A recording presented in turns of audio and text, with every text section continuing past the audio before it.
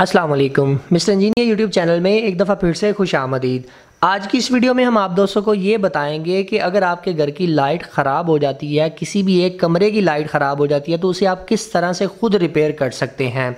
यहाँ पर मैं आप सभी दोस्तों को ये रिकमेंड करूँगा कि चाहे आप कोई इलेक्ट्रीशियन हैं या नहीं हैं, आप एक सिंपल पर्सन हैं, तब भी आप इस वीडियो को एंड तक ज़रूर देखिएगा, क्योंकि बहुत सारी ऐसी चीज़ें आपसे शेयर करूँगा जो कि नॉर्मली आप लोगों को कहीं से सीखने को नहीं मिलती। और वीडियो को लाइक करके हमारी हौसला अफजाई ज़रूर कर दीजिएगा। तो दोस्तों चलिए शुरू करते हैं।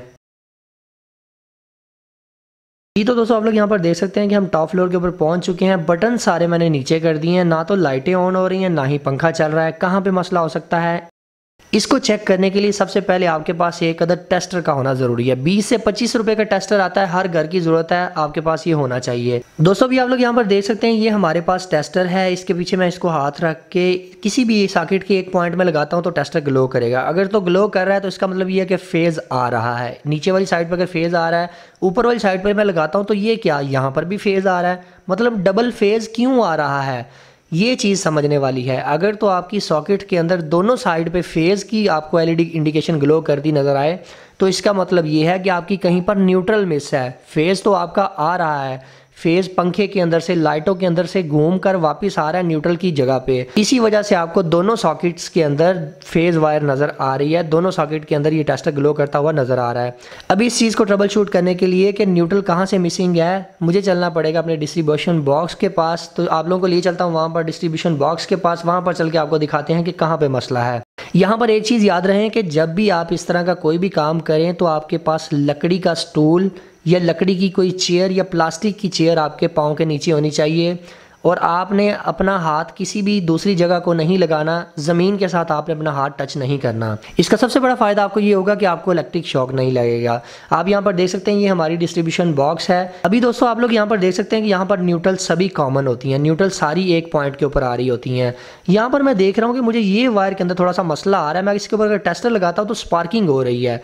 आप यहाँ पर देखें, ये ओवरलोड होने की वजह से होती है, या कोई नट बोल्ट लूज़ हो तब ये मसला आता है, या फिर आपका आगे लोड ज़्यादा पड़ गया हो तब ये मसला आता है। यहाँ पर आप देख सकते हैं कि ये वायर के अंदर कहीं पे डैमेज हो गया है, ओवरलोड होने की वजह से इसकी इंसुलेशन उतर गई है, सही तरह से ये उसके साथ लिंक नहीं हो पा रही न्यूट्रल के साथ। तो मैं ज़रा इसको उतार कर आप लोगों को दिखा देता हूँ। आप यहाँ पर देख सकते हैं कि इसकी इंसुलेशन थोड़ी सी मेल्ट हुई है ओवरलोड होने की वजह से।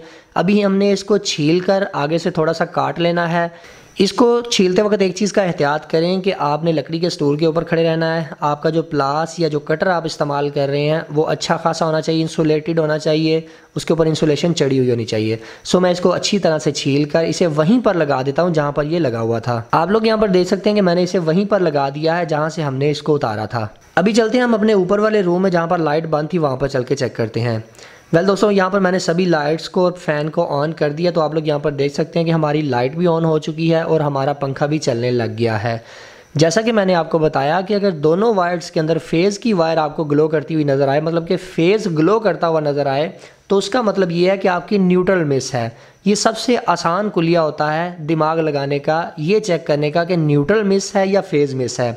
अगर एक साइड पे न्यूट्रल आ रही होती है और दूसरी साइड पे फेज़ आता, तो फिर हमें मज़ीद टेस्टिंग के लिए एक बल्ब का इस्तेमाल करना पड़ना था, जिससे हम ये चेक करते कि इसके अंदर करंट आ रही है कि नहीं।